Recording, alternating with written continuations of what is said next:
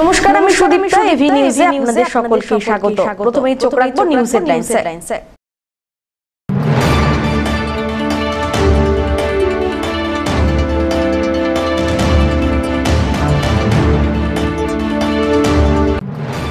Provident fund দুর্নীতির অভিযোগ, আয়কর দপ্তরকে নিয়ে তদন্তের দাবি আদিবাসী সমাজকর্মীর।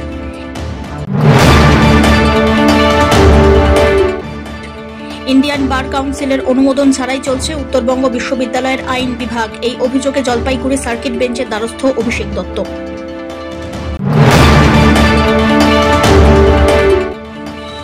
শুরু হলো জল্পেশের মেলা, পূর্ণার্থীদের ভিড় জমজমাট জল্পেশ মন্দিরে। শ্রাবণী মেলা উপলক্ষে জল্পেশ মন্দিরে জমে উঠেছে পূর্ণার্থীদের ভিড়।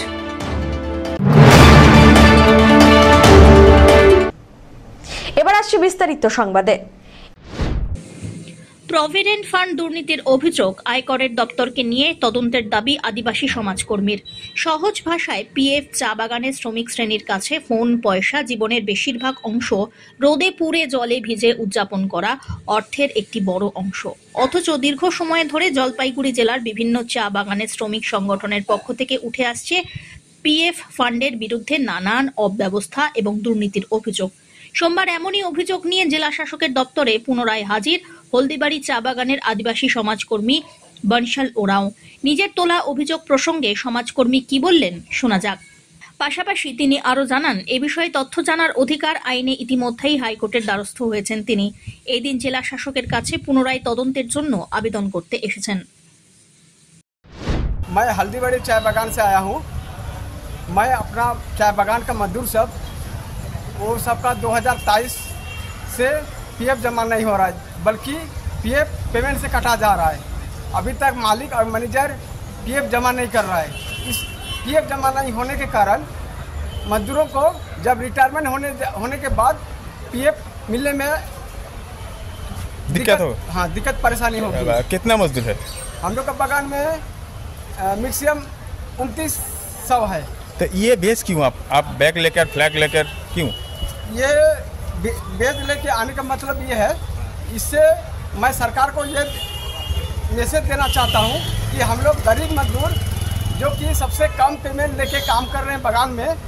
मैं तो एक सोशल वर्कर हूँ, मेरा वाइफ बागान में 8 घंटा काम कर रही है, लेकिन काम करने के बावजूद उसका कम पेमेंट मिल रहा है, ऊपर से उसका पीएफ कटा जा रहा है, वो भी जमा नहीं हो रहा है। तो ये कहाँ जाएंगे? और इससे मैं अभी इससे मैं ये बेज लगा के मैं डीएम ऑफिस जाऊंगा, पैदल डीएम ऑफिस से पीएफ कमिश्नर ऑफिस जाऊंगा, उसके बाद मैं सुपरिटेंडेंट पुलिस के पास भी जाऊंगा। क्या बोलेंगे? बोलूँगा कि मैं तो 18 तारीख को मैं लेटर दे चुका हूँ इंक्वायरी के लिए, लेकिन अभी 24 घंटा हो गया, अभी तक इंक्वायरी नहीं हुआ है। চা শ্রমিকদের ন্যূনতম মজুরি সংক্রান্ত বিষয়ে সরকার নিষ্ক্রিয়, এই অভিযোগ নিয়ে পশ্চিমবঙ্গ চা মজুর সমিতি নামে একটি অরাজনৈতিক শ্রমিক সংগঠন কলকাতা হাইকোর্টের জলপাইগুড়ি সার্কিট বেঞ্চে রিট পিটিশন দাখিল করেছিল। সেই মামলায় বিচারপতি জয় সেনগুপ্তের এজলাসে শুনানি ছিল এই দিন। দুপক্ষের শুনানির পর সোমবার বিচারপতি রাজ্যকে 3 সপ্তাহের মধ্যে হলফনামা পেশের নির্দেশ দিয়েছে।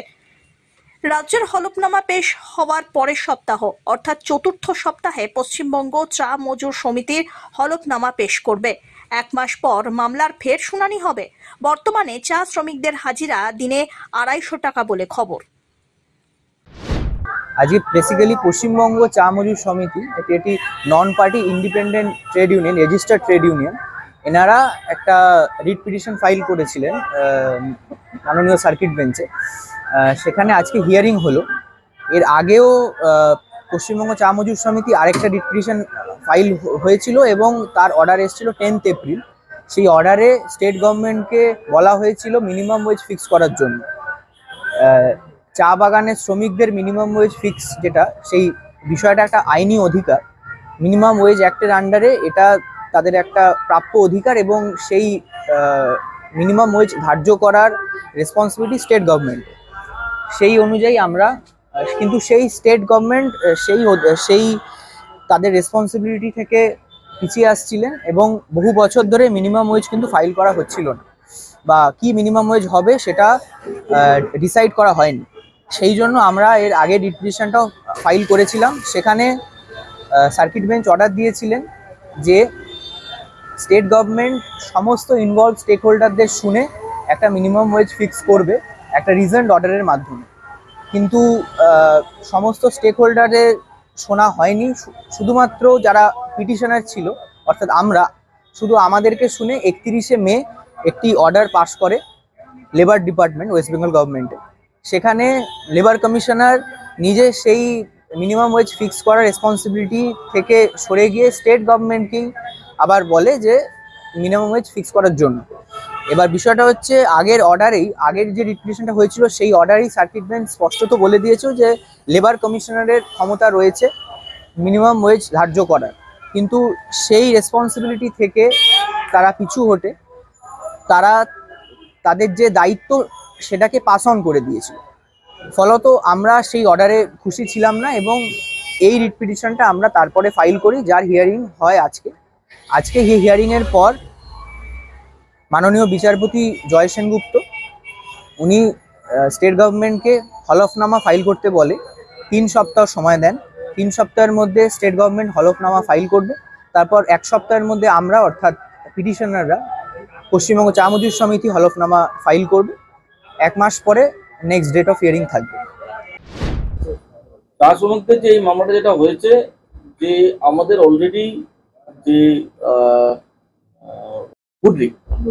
গুডরিক কোম্পানি লিমিটেডের অলরেডি একটা মামলা অর্ডার হয়েছে। এখানে মিনিমাম ওয়েজেস অ্যাক্ট নিয়ে স্টেট গভর্নমেন্টকে বলেছে যে মিনিমাম ওয়েজেস অ্যাক্টকে ফর্মুলেট করে যা যা প্রসিডিউর আছে সেটাকে এক্সারসাইজ করতে, preferably within a period of 6 months। এখানে already state government has acted আপন, committee has been constituted, they are looking into the matter, it is in season. In the meantime, the another sets of the petitioners তারা এসছে, তাদের হচ্ছে grievance হচ্ছে আমাদের এই plantation ইন্ডাস্ট্রিতে মিনিমাম ওয়েজেস দেওয়া হয়। সেখানে দিয়ে আগের বেঞ্চে দর্শক বলেছিলেন যে ওনাদের এই গ্রিভান্সটাকে কনসিডার করা হয়েছে যে কনসিডার করে বলা হয়েছে যে স্টেট গভর্নমেন্টের যে appropriate authority, state government is looking into the matter. Again, that order they have come. But what I said, I was already in another sets of writ petition. The matter is in season. State government are very sympathetic. So consider করছে, committee has been constituted, well passed, apprised. Ekhane the other further litigation, whatever the order will, the outcome of that order will be governed by the all prospective the tea plantation workers.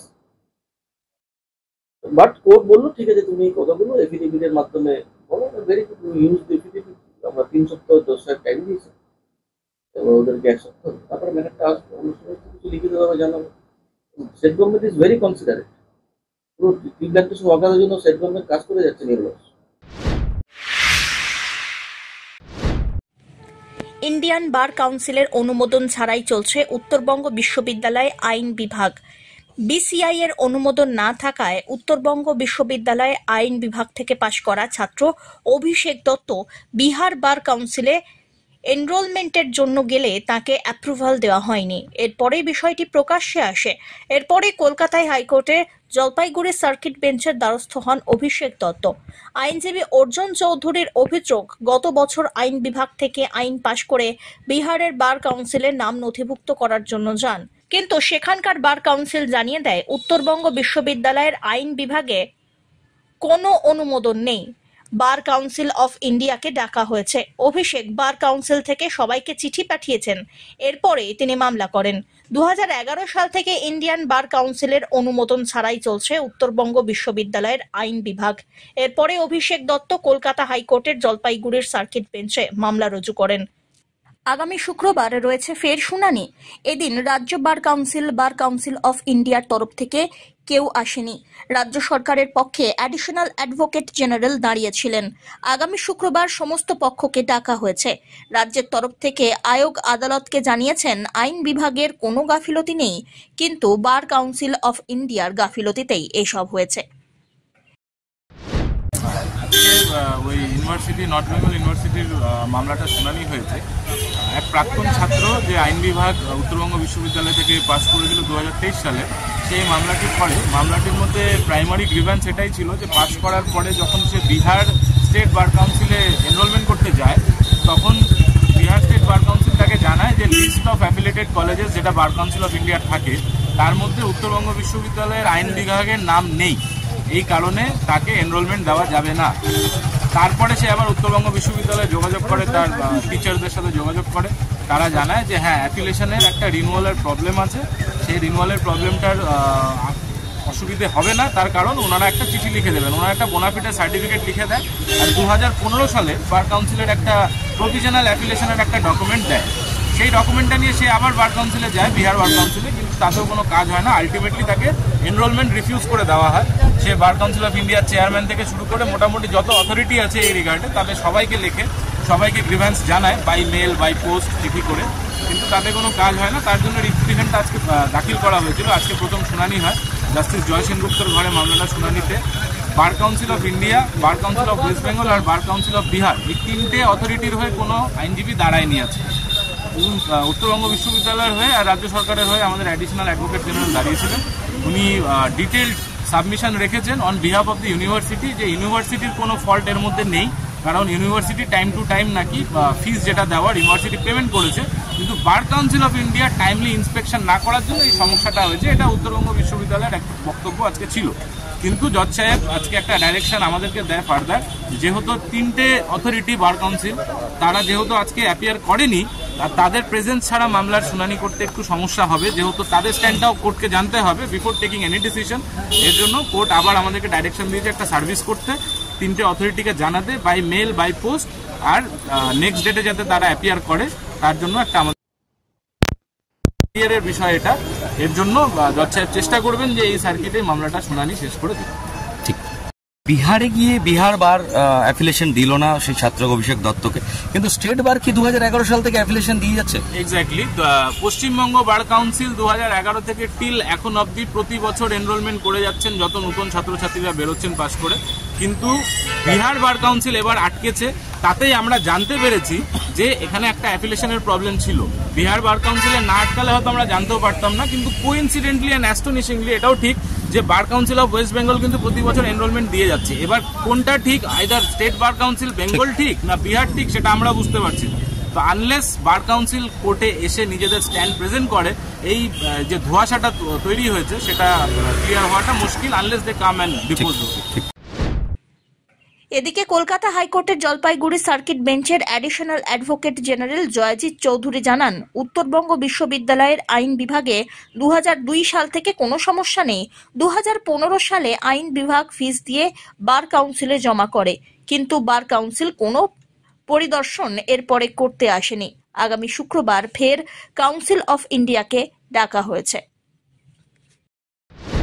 দেখুন, মামলা north Bengal university ল ডিপার্টমেন্টের যে affiliation, এটা আগে ছিল হচ্ছে law college, then subsequently it has been transfer to the department of law by the university of North Bengal.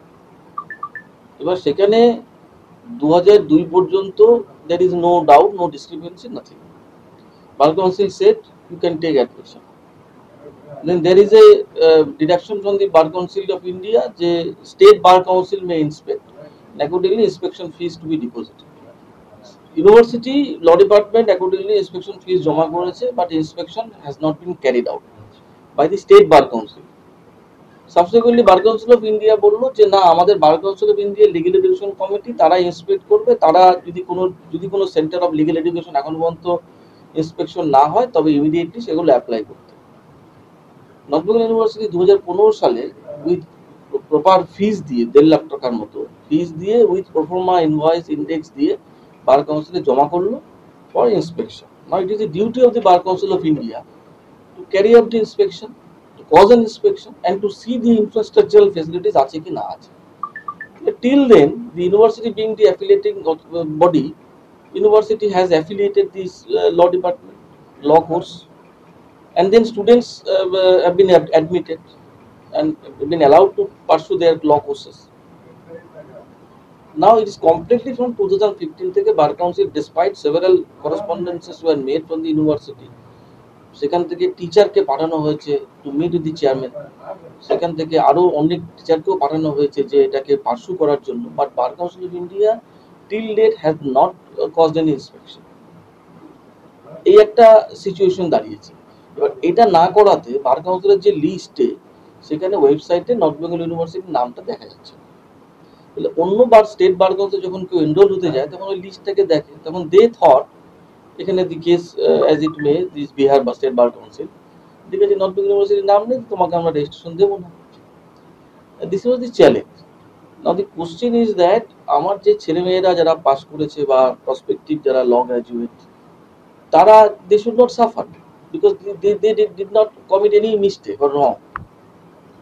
Neither the my North Bengal University has not committed any wrong, or not state. It is up to the Bar Council of India to cause an inspection. To be the inspection na karo, then my affiliation will continue. You have not said that my affiliation is discontinued, de-affiliated. No, never you have said. শুক্রবারে কি বার council of ইন্ডিয়াকে কি ডাকা হবে? বার council of India তো party, bar council of India despite notice আজকে আসে। আমি বললাম বার কাউন্সিল অফ ইন্ডিয়াকে বলতে হবে why they have not undertaken such inspection, why they have not. আমার তো এই কাগজ দেখতে পাচ্ছি, I have filed a list of bunches of document, আমি দেখিয়ে দিচ্ছি। কোর্ট বললো less bar council of India শুক্রবারে আসুক, শুনবে। আজকে কার বেঞ্চে ছিল?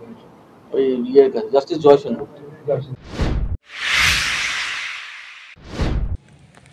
উত্তর পূর্ব ভারতের অন্যতম প্রাচীন এবং ঐতিহ্যবাহী শৈবধাম ময়নাগুড়ির জল্পেশ মন্দির, সেখানে শুরু হয়ে গিয়েছে শ্রাবণী মেলা।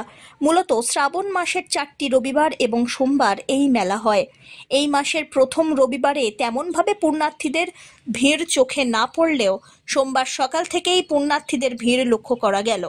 জল্পেশের এই শ্রাবণী মেলায় উত্তরবঙ্গ এবং রাজ্যের বিভিন্ন জেলার সঙ্গেই পার্শ্ববর্তী রাজ্য, এমনকি পার্শ্ববর্তী নেপাল, ভুটান দেশ থেকেও প্রচুর পুণ্যার্থী এসে ভিড় জমান। যেই কারণে পুণ্যার্থীদের যাতে কোনো রকমের অসুবিধা না হয়, সেজন্য শ্রাবণী মেলাকে কেন্দ্র করে জল্পেশ মন্দিরে পুলিশি নিরাপত্তা ব্যবস্থা আঁটো করা হয়েছে।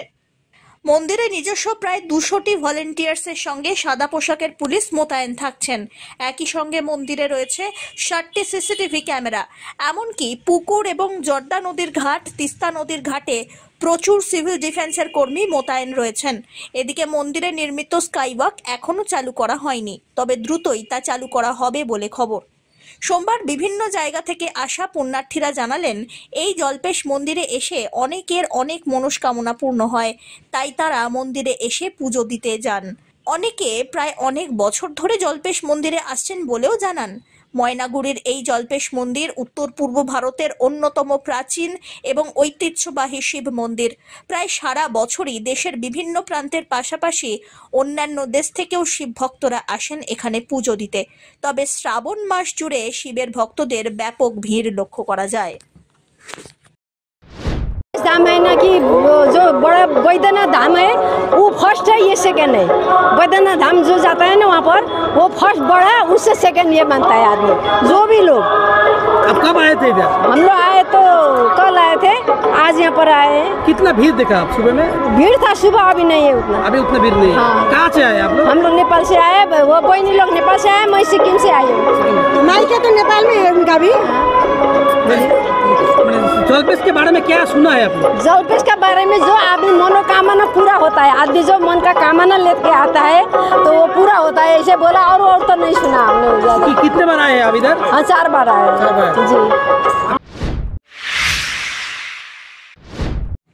খাবারের গুণমান যাচাই অভিযানে নামল জেলা ফুড সেফটি দপ্তর। সোমবার ধূপগুড়ি শহর জুড়ে একাধিক হোটেল, মিষ্টির দোকান সহ বিরিয়ানির দোকান এবং কারখানাগুলি ঘুরে দেখলেন সেফটি অফিসার এবং ধূপগুড়ি থানার যৌথ দল। মূলত খাবারের মান খতিয়ে দেখতেই এই অভিযান বলে জানান আধিকারিকরা। কয়েকটি দোকানের রান্নাঘরে ঢুকে অপরিচ্ছন্ন অবস্থা দিয়ে ধমক দেন তারা। কিছু দোকানদার অবশ্য ফুড সেফটি লাইসেন্স দেখাতে না পারায় তাদের দ্রুত লাইসেন্স তৈরির পরামর্শ দেওয়া হয়েছে। লাইসেন্স না বানালে দোকান বন্ধ করে দেওয়ার হুঁশিয়ারিও দেওয়া হয়। ধূপগুড়ি থানার পুলিশের কাছে খাবারের মান নিয়ে অভিযোগ আসার পরেই টাস্ক ফোর্স অভিযানে নামার সিদ্ধান্ত নেয়। ধারাবাহিকভাবে এই অভিযান চলবে বলে জানিয়েছেন ধূপগুড়ির মহকুমা শাসক। পেরেছি যে বিভিন্ন জায়গায় কিন্তু অনেকগুলো বিরিয়ানি শপসগুলো খুলেছে। এটা শুধু বিরিয়ানি দোকান না, অনেক অন্য দোকানেও যেখানে যে ওরা পরিষ্কার পরিচ্ছন্নভাবে খাবারটা রেডি করছে, আইন মেনে লাইসেন্স নিয়ে করছে কিনা সেটা একটু দেখার ছিল। তো একটা টিম গেছে আজকে ফিল্ডে সিওমএ সাহেব একটা অর্ডার করে দিয়েছেন, তো এই বিষয়ে ওনারা একটা ইনকোয়ারি করছেন। ওকে, কোনো করা এরপরে কোনো ব্যবস্থা নেওয়া হবে তাদের বিরুদ্ধে? হ্যাঁ, এটা যেটা আইন অনুগত যেটা ব্যবস্থা হবে সেটাই নেওয়া হবে। আগে দেখি হোয়াট ইজ দ্য আউটকাম, আগে দেখতে হবে তারপর।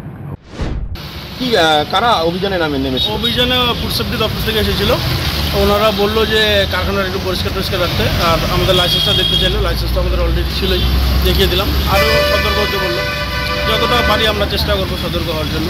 খাবারের গুণগত মানকে যাচাই করলেন? হ্যাঁ, ওনারা দেখলেন, কারখানা ঘুরে দেখেছে। হ্যাঁ, কারখানা ঘুরে দেখেছে, সবই ঠিক আছে বললো তাও আর একটু পরিষ্কার পরিচ্ছন্ন রাখলে ভালো হবে। আর সব দোকানে যাচ্ছে, অভিযানে বেরিয়েছে, এটা ভালো কাজ। ধীমান রায়ের রিপোর্ট, এভি নিউজ।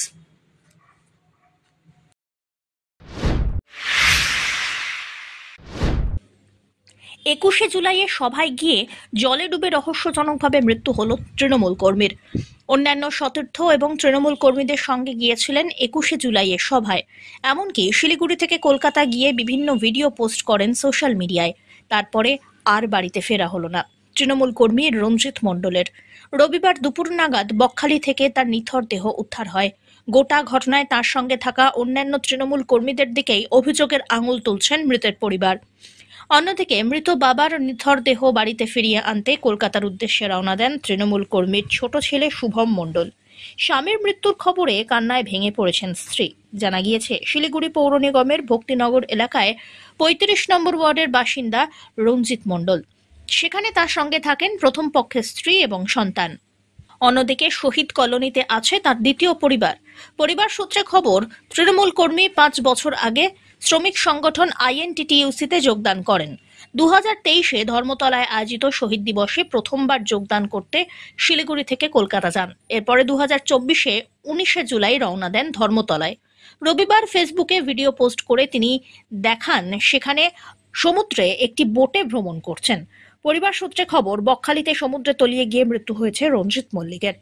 পরিবার সূত্রে খবর, বকখালিতে সেই সমুদ্রে তলিয়ে গিয়ে মৃত্যু হয় রঞ্জিতের। এদিকে এই ঘটনায় রাজনৈতিক প্রতিহিংসার ছবি দেখছেন পরিবারের লোকজন। মৃতের পরিবারের অভিযোগ, পুরনো বিবাদের জেরে খুন হতে পারেন রঞ্জিত। যাদের সঙ্গে তিনি গিয়েছিলেন তাদের সঙ্গে রাজনৈতিক বিষয়ে শত্রুতাও ছিল। এই ঘটনার পূর্ণাঙ্গ তদন্তের দাবি করা হয়েছে। এই 21শে জুলাই পার্টির মিটিং, ওখানে গেছে 19 তারিখে রাতে ট্রেনে তো বেরোচ্ছিল, 19 তারিখে গেল। আর আমাদের সাথে কালকে লাস্ট কথা হয়েছিল, ঠিক আছে। এবার হচ্ছে আজকে নাকি শুনি পাশের বাড়ির দাদা হট করে আসে বলছে যে তোর বাবার নাকি অ্যাক্সিডেন্ট হয়েছে, ওখান থেকে কে ফোন করছে। এবার খবর যখন নিতে যাচ্ছি, যাদের সাথে গেছে তাদের নাম্বার খুব কষ্ট করে সিন্ডিকেটকে খুঁজে বের করলাম। নাম্বারে যখন ফোন করে বাবার কি হয়েছে, বলে তোর বাবার তো এরকম জলে ডুবে গেছে। আজ ডুবে গেছে মানে কি হয়েছে, সঠিক খবরটা বলো। বলে আমরা দেখছি, তোমরা একসাথে ছিল, তোমরা জানো না। আমরা তো রুমে, বাবা কি একা একা তো সমুদ্রে স্নান করতে যাবে না? একা একা কেউ যায় না। এখন ওরা তো নিজেদের বের করতে যাচ্ছে। সে একটা মানুষের কিছু ক্ষতির হয়ে যাচ্ছে, ওটা ভালো না, ওরা নিজেরা বের হয়ে যাবে। ওরা নিজেরা, তার লাস্টে আমরা ধমক দিয়ে বলতেছি যে আপনারা বলুন কি হয়েছে আমাদেরকে। চিল্লাই বললাম, বলে তোর বাবা আর নাই। আর কি বলবো, এই কথাটা গেলে শুনলাম। মনে হচ্ছে মানে এর কি মানে অস্বাভাবিক মৃত্যু মনে হচ্ছে। একদমই, কারণ ওই মানুষটা জলে, সমুদ্রে তো হাজারো লোক স্নান করে, বাচ্চারা, কারণ সমুদ্রে রেস্কিউ করার লোক থাকে, একটা মানুষ সহজে ডুবে না। ওটা ম্যাটার না, ম্যাটার হচ্ছে তোমার ওদের সাথে যে ছিল না, ওরা ক্লিয়ার কিছু বলতেছে না। আর ওদের সাথে প্রচুর ঝামেলা, মানে বাবার আগত থেকে এই তোমার এসব নিয়ে প্রচুর ঝামেলা ছিল। এই পার্টিবাজি নিয়ে, এসব নিয়ে, মানে কাজকর্ম নিয়ে প্রচুর ঝামেলা। আমার বাবা বাই প্রফেশন ফ্রিজের রিপেয়ারিং করে, ঠিক আছে। তার দলের সাথে যুক্ত ছিল মোটামুটি 5 বছর হলো, 5-7 বছর হলো দলের সাথে যুক্ত। বাবা আগে থেকে দল করতো না, খুব কম দিন হলো দল করে। তো হওয়ার পর বাবা তোমার আইসি গেটের যে ভিতরে যে তোমার কাজকর্ম হয়, তোমার ধরো লেবার ইউনিয়ন, এইসব ব্যাপারে বাবা যুক্ত ছিল। তো এনারা খুব প্রবলেম করতো। এই যারা ছিল, যারা ওইসব লাইনে বাবার কেউ সেক্রেটারি ছিল, কেউ এরা বাবাকে খুব প্রবলেম করতো। আমরা সবসময় বলতাম বাবাকে, তুমি এইসব লোকের থেকে অ্যাভয়েড করো, যতটা দূরে থাকবে তত দূরে থাকবে। আমরা ওখানে যাই না, আমরা ওইসব যেমন আইসিইউ এলাকাটাতে আমরা খুব কম যাই, ঠিক আছে। আমরা ওইখানে থাকি। ঝগড়াঝাটি হলো, এর আগে মাঝখানে একদিন শুনলাম মাথা বাটে পড়ে আছে। সেদিন আমি নিলাম, সেদিনও বাবা বলতে পারেন হট করে নাকি পড়ে গেছে। হ্যাঁ, কিছু হয়েছে, বাবা খুলে কিছু বলেন আমাদেরকে, জানে মানে পুরনো শত্রুতার জেরেই। হ্যাঁ, পুরনো শত্রুতার জেরে আমাদের মনে হচ্ছে এটা হয়েছে। কেন বাবা সমুদ্রে যায় না, আমরা অনেকবার বাড়ি থেকে বলছি চলো সমুদ্রে গেছি, বলে বাবা জল ভয় পায়, বুঝছো। এটা নামে ফের করবো থানাতে। যাদের নামে ছিল তাদের নামে, তাদের নামে একজনের নাম মিন্টু দে, আরেকজনের নাম রতন রায়, তো আমরা বাইক ওনাদেরকে কোনোদিন চিনি না, দেখিও নাই, কিন্তু নাম শুনেছি এর আগে বাবার কাছে, ঠিক আছে। তো আমরা এবার যাবো ওনাদের নামে, আমরা কেন বাবা ওনার সাথে গেছিল, ওনারা কেন আমাদের ফুল কথা বলতেছে না, কে কে ছিল না ছিল আমরা কিচ্ছু জানি না।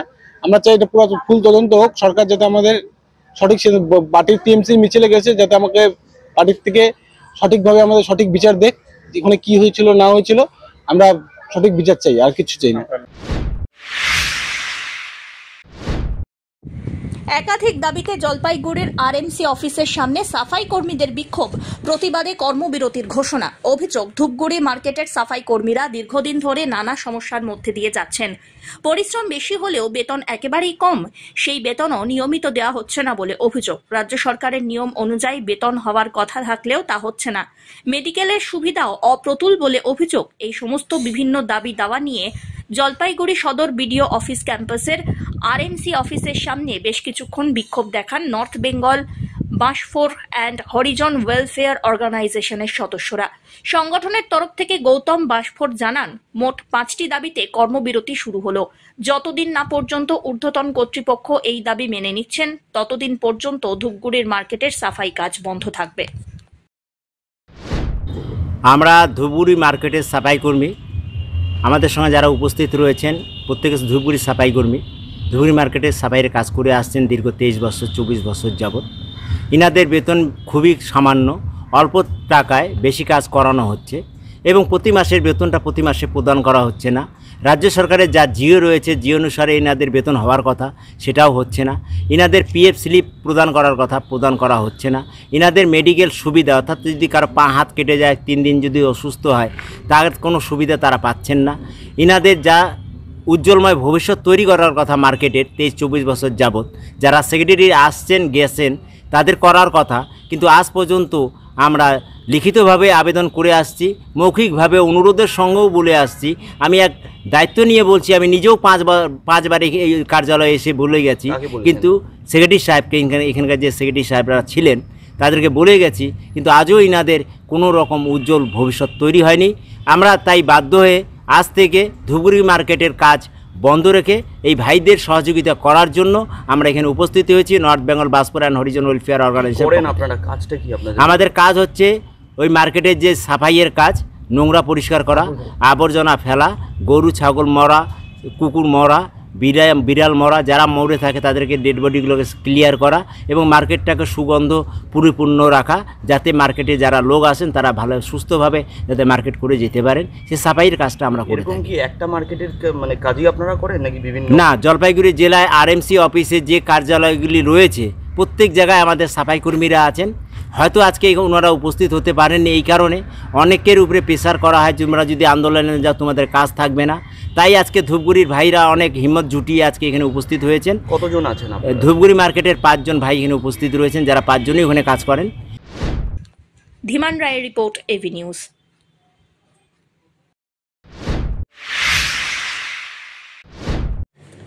রক্তচাপ সুগার নিয়ন্ত্রণ করে সাইকেল চালিয়ে বার্তা প্রচার প্রসেনজিৎ দাসের। তার বাড়ি লালগোলার মুর্শিদাবাদে, বর্তমানে অবস্থান করছেন উত্তরের জলপাইগুড়িতে। সদা হাস্যমুখ, মাইলের পর মাইল সাইকেল চালিয়ে যাচ্ছেন এই তরুণ। উদ্দেশ্য, সাইকেল চালানোর উপকারিতার পাশাপাশি যানবাহন কম ব্যবহার করে পরিবেশের ভারসাম্য রক্ষা করার মতো বিষয় নিয়ে প্রচার। ইতিমধ্যে রাজ্যের 9টি জেলা সাইকেলে ভ্রমণ করে ফেলেছেন। লক্ষ্য, গোটা বিশ্ব। এই উদ্যমী তরুণকে শহরের অন্যতম স্বেচ্ছাসেবী সংগঠন আপনজনের পক্ষ থেকে সংবর্ধনার পাশাপাশি উৎসাহিত করা হলো। 3রা জুন বিশ্ব সাইকেল দিবসে আমি সাইকেল নিয়ে শুরু করি বিশ্ব ভ্রমণ। Pedal for green, ride for health. অর্থাৎ সাইকেল চালানো যেমন শরীরের পক্ষেও ভালো, ঠিক তেমনি কিন্তু পরিবেশের পক্ষেও ভালো। এই মেসেজ নিয়ে আমি রওনা দিয়েছিলাম লালগোলা মুর্শিদাবাদ থেকে। বর্তমানে অলরেডি 9টা জেলা ঘুরে আমি আবার এসেছি জলপাইগুড়ি শহরে, জলপাইগুড়ি জেলা জলপাইগুড়ি শহরে।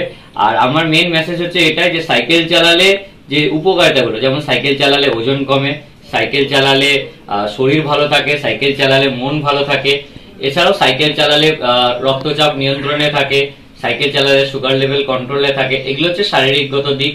এছাড়াও সাইকেল চালালে পরিবেশের কিন্তু কোনো ক্ষতি হয় না, যেহেতু বিভিন্ন পেট্রোল বা ডিজেল চালিত যানবাহন যেগুলো, সেগুলো হচ্ছে কার্বন ডাই অক্সাইড উৎপন্ন করে, কিন্তু সাইকেলে কোনো কার্বন উৎপন্ন হয় না, যার ফলে সেটা বিশ্ব উষ্ণায়ন প্রতিরোধেও কাজে দেয়। তো তো সাইকেলের এই সমস্ত আর এছাড়াও সাইকেল চালানোর জন্য কিন্তু কোনো ট্যাক্স লাগে না, অর্থাৎ আর্থিক বেনিফিটসও আছে। তো এই কারণে সাইকেল চালানোর যে এতগুলো বেনিফিটস, এই সম্পর্কে আবার যাতে আমরা সাইকেল চালাই পরিবেশের স্বার্থে, বিশ্ব উষ্ণায়ন প্রতিরোধে, তার সম্পর্কে মানুষকে সচেতন করতে করতে চলা, এবং তার সাথে যেখানে আমি সুযোগ পাই সেখানে আমি গাছ উপহার দিয়ে যাই অথবা গাছ রোপণ করি, যাতে আমরা গ্লোবাল ওয়ার্মিং এর বিরুদ্ধে লড়তে পারি। সব্যসাচী মজুমদারের রিপোর্ট, এভি নিউজ।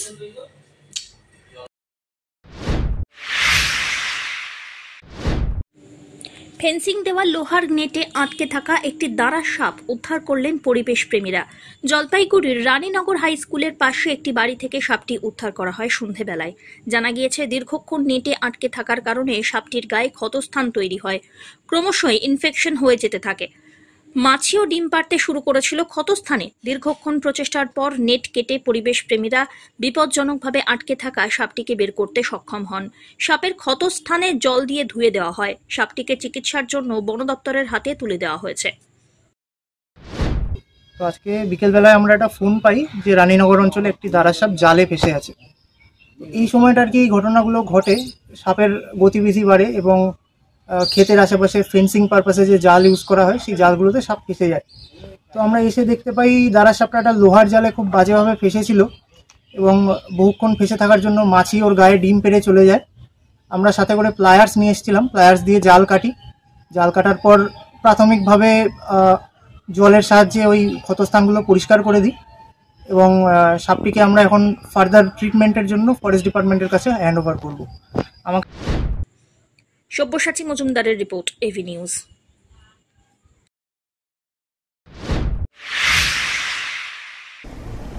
শেষ করবার আগে নিউজ হেডলাইন্স আরো একবার।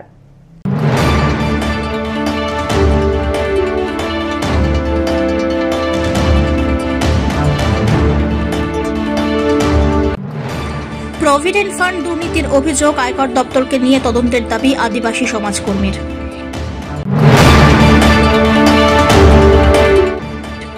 ইন্ডিয়ান বার কাউন্সিলের অনুমোদন ছাড়াই চলছে উত্তরবঙ্গ বিশ্ববিদ্যালয়ের আইন বিভাগ, এই অভিযোগে জলপাইগুড়ি সার্কিট বেঞ্চের দ্বারস্থ অভিষেক দত্ত।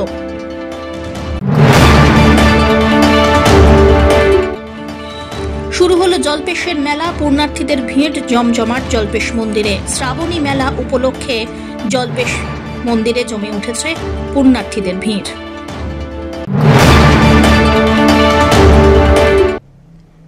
এখনকার মতো এভি নিউজ এ পর্যন্তই। পরবর্তীতে আসছি আরো সংবাদ নিয়ে, দেখতে থাকুন আমার বিশেষ। নমস্কার।